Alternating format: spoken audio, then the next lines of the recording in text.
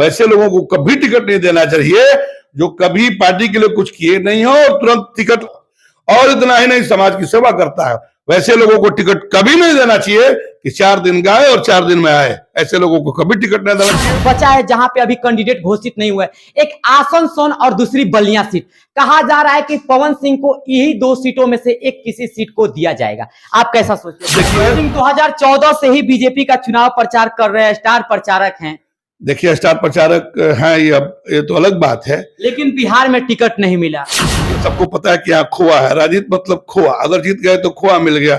आप सोचिए ना भाई, मिल गया तो सब कुछ वहां, अब क्या बोले, अब कहना बेकार है। नमस्कार, आप अभी देख रहे हैं भोजपुरी का सबसे बेहतरीन न्यूज चैनल तिलक न्यूज और भोजपुरी न्यूज। आज पहुंच चुके हैं स्वामी विश्वामित्र की धरती बक्सर में, और हमारे साथ है बक्सर के जाने माने समाजसेवी, भोजपुरी के जाने माने जानकार नंद कुमार तिवारी जी। आज इनसे कुछ खास मुद्दों पे हम लोग बातचीत करेंगे चुनाव को लेकर के, क्योंकि भोजपुरी के बहुत सारे दिग्गज चुनावी मैदान में हैं और ये भोजपुरी के बारे में ज्यादा जानते हैं। आप लोग इनको समझते होंगे क्योंकि ये चैनल के माध्यम से लगातार भोजपुरी इंडस्ट्री में अश्लील गाने वाले, अश्लील सिंगरों पे टारगेट करते रहते हैं।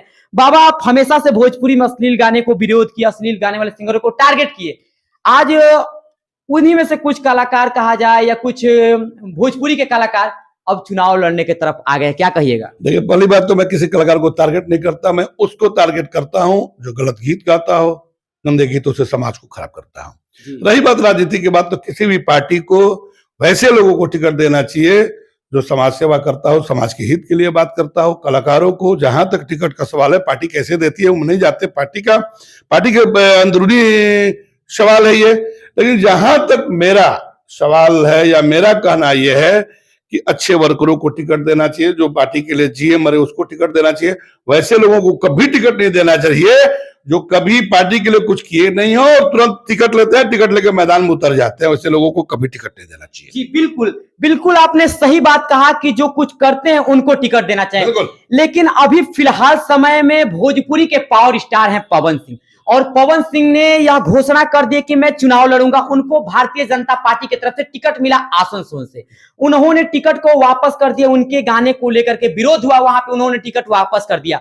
अब कहीं ना कहीं प्रयास लगाए जा रहे हैं कि पवन सिंह फिर से चुनावी मैदान में होंगे। वो बीजेपी से अगर टिकट मिलता है तो चुनाव लड़ेंगे, अगर नहीं मिलता है बीजेपी से टिकट तो निर्दलीय चुनाव लड़ेंगे। आप इसको किस तरीके से देखते हैं? देखिए, अगर चुनाव लड़ना चाहता है, जनता की सेवा करना चाहते हैं तो उनको धन्यवाद, वो कर सकते हैं। लेकिन जहां तक पार्टी का सवाल है, टिकट लौटाए या पार्टी लौटाए, इसके बारे में मुझे कोई ठोस निर्णय पता नहीं है। जो भी चाहे स्वतंत्र अगर चुनाव लड़ना चाहते हैं उसको कोई रोक नहीं सकता है। जनता का निर्णय, उनका निर्णय जनता के हाथों में है। जनता जिसको चाहेगी उसको एमपी बनाएगी या विधायक बनाएगी, और लड़ते हैं तो स्वागत है, लड़ना चाहिए।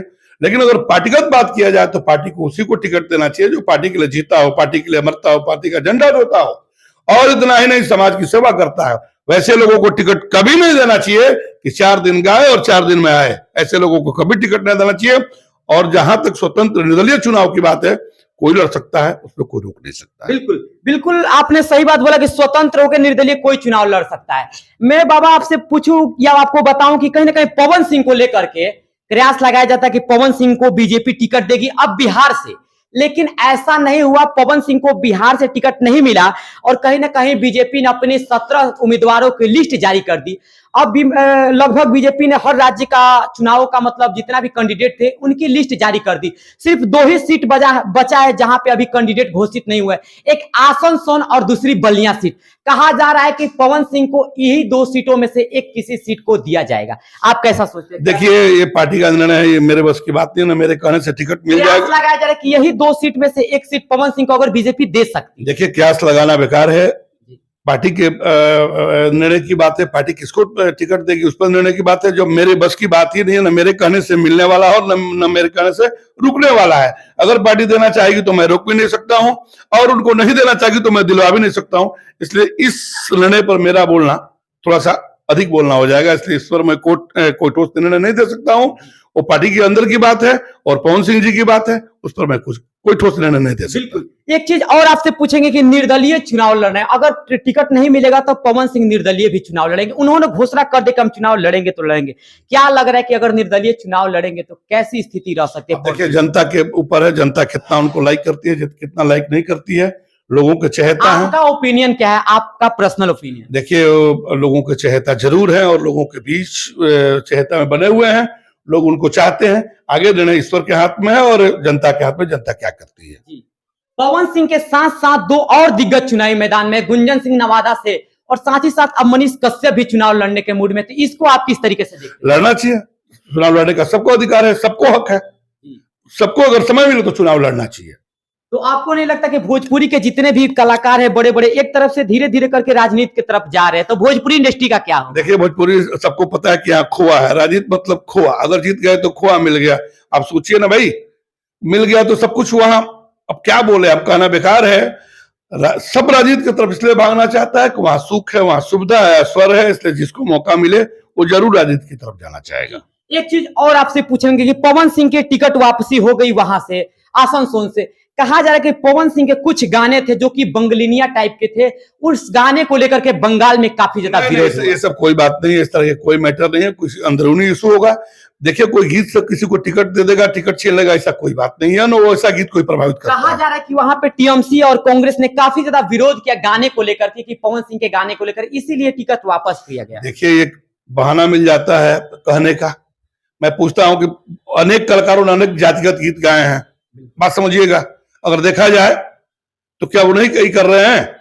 दिनेश लाल जी खड़े हैं, मनोज तिवारी जी चुनाव लड़ रहे हैं, उसके बाद रवि किशन जी चुनाव लड़ रहे हैं, सब लोग लड़ रहे हैं। और जहां तक सवाल है गीतों से, तो गीत हमको नहीं लगता गीत से कोई वहां असर है। एक चीज और है, कुछ लोग का प्रयास यहां तक भी लगाया जा रहा है कि पवन सिंह अगर भारतीय जनता पार्टी नहीं टिकट देती है तो आरजेडी की तरफ जा सकते हैं। इसमें कितनी सच्चाई? देखिए, हम अभी भी आपको बताएं कि किसी भी पार्टी को टिकट उसी को देना चाहिए जो जनता की सेवा किया हो, जनता के लिए मरता हो, जनता के लिए जीता हो, और जनता ही के लिए नहीं, पार्टी के लिए कुछ करता हो। पार्टी का सच्चा सिपाही को अगर टिकट नहीं मिले, उसके बदले 2 दिन में उसके बाद उसको टिकट दे दिया जाता है। पवन सिंह 2014 से ही बीजेपी का चुनाव प्रचार कर रहे हैं, स्टार प्रचारक हैं। देखिए, स्टार प्रचारक हैं, ये तो अलग बात है। लेकिन बिहार में टिकट नहीं मिला। ये तो बोले आपको नहीं, तो पार्टी का अंदरूनी बात है। पार्टी का अंदरूनी बात है कि टिकट मिला कि नहीं मिला। वो उस विषय में कुछ भी बोलना मेरे लिए गलत है। जी। और आपसे एक चीज पूछेंगे कि भोजपुरी को लेकर के, स्पेशली भोजपुरी के बड़े बड़े स्टार थे, दिग्गज स्टार थे, लेकिन आजकल वो विलुप्त होते जा रहे हैं। और भोजपुरी के नए नए कलाकार जो उभर रहे हैं, वो कलाकार जैसे ही मार्केट में आ रहे हैं, कुछ ऐसे गीत ला रहे हैं कि अब भोजपुरी इंडस्ट्री अपनी अपनी धाराओं में बट गई है। हर कास्ट को लेकर के, हर कास्ट के स्टार हो गए। देखिए, अब बता रहे, पहले गायक होते थे, अब निर्लज हो गए हैं। बात समझिएगा। पहले गायक होते थे जो गाना को पढ़ते थे, सुनते थे, गुनगुनाते थे, तब गाते थे। अब निर्लज आ गए हैं, जातिगत बांट दिए हैं, जिलावाद में बांट दिए हैं। कोई सार गाता है, कोई ससुर गाता है, कोई जीजा गाता है। वैसे बेशर्म गायकों की अगर सूची बनाइएगा तो बड़ी लंबी फहरिस्त है। मैं उनको न कभी सपोर्ट करता हूं, न सपोर्ट करूंगा। वो गायक है ही नहीं। वो समाज के लिए जहर है, समाज के लिए कोड़ है। एक तरफ से कहिए, समाज के लिए बहुत बड़ी लाइलाज बीमारी है वो। ऐसे लोगों का बहिष्कार होना चाहिए। ऐसे लोगों को बहिष्कार करना चाहिए जो जातिगत गीत गाता हो, जो समाज के लिए घृणित कार्य करता हो, जो स्टेज पे भड़ती करता हो, समाज स्टेज पावरागर्दी करता हो। ऐसे ही जातिवाद कलाकारों को लेकर के कहीं ना कहीं बहुत सारे जगह लड़ाई भी होती है, एक कम्युनिटी से दूसरे कम्युनिटी के गोली बीच। चलता है, लड़ाई चलता है, मर्डर होता है। स्टेज पर जो गोली चलता है इन कलाकारों के चलता है। सरकार इस पर ठोस नहीं निर्णय ले रही है। बहुत दुख है। सरकार के प्रति भी मैं क्या बोले, मैं दुख जताते हुए कह रहा हूं कि सरकार भी कोई ठोस निर्णय नहीं ले पा रही है। चीज और है बाबा कि कहीं ना कहीं भोजपुरी इंडस्ट्री में, आप लोग को बता दूं कि भोजपुरी इंडस्ट्री इतनी बड़ी इंडस्ट्री होने के बाद भी, इतनी पुरानी इंडस्ट्री होने के बाद भी, भोजपुरी से लगातार 3-3, 4-4 सांसद है। मनोज तिवारी है, रवि किशन जी है, दिनेश लाल यादव जी, और बहुत सारे तमाम विधायक भी है भोजपुरी से आते हैं। लेकिन भोजपुरी की 8वीं अनुसूची में अभी तक दर्ज नहीं करा। इसलिए लगे कि जो शीशा लेदर वाले जो गायक हैं, जो भोजपुरी को बर्बाद कर दिए। आप सोचिए कि कहीं जाने के बाद, बाहर जाने के बाद भोजपुरी कहने का मतलब जो ही बोलते हैं कि हम भोजपुरी जगत से हैं या भोजपुरिया हैं, तो वही भोजपुरी जो पॉर्न है, वही भोजपुरी जो गंदी है, वही भोजपुरी जो गंदे मलमूत्र से भरी हुई है। इन कलाकारों ने भोजपुरी को बेच करके खाया है। और जो भोजपुरी माँ का नहीं हो सका, वो कभी जनता का नहीं हो सकता, भोजपुरिया समाज का नहीं हो सकता। ये भया दोहन करने वाले लोग हैं, ये व्यवसायी करने वाले लोग हैं, ये अपना एक क्या बोले हम, व्यवसाय खोल के बैठे हुए हैं। इनके माँ, बहनें और बेटियों की इज्जत से कोई मतलब नहीं है। इनको पैसा से मतलब है, इनको व्यूज से मतलब है।